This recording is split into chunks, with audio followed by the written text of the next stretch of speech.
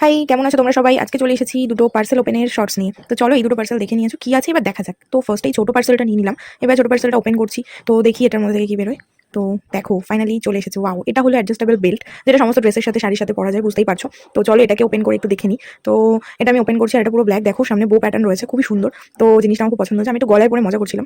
যাই হোক, এবার বড় পার্সেলটা ওপেন করছি। তো এটা দেখে তো বক্সটা দেখে বুঝে যাচ্ছ যে এটা কি রয়েছে। তাও যাই হোক, ভেতরটা কিরকম সেটা তো তোমাদের দেখাতেই হবে। তা আমি এই পার্সেলটা কিছুতেই ওপেন করতে পারছিলাম না। এত এত সেলোটেপ দিয়েছে এরা যে আমি আর ওপেনই করতে পারছি না। তো অনেক যুদ্ধ করে ফাইনালি এটা ওপেন হবে। দেখো তোমরা একটু ওয়েট করো, আমি মানে কি করছি আমিই জানি, কতবার যে এখানে কাট করেছি। তো যাই হোক ফাইনালি ওপেন হয়েছে।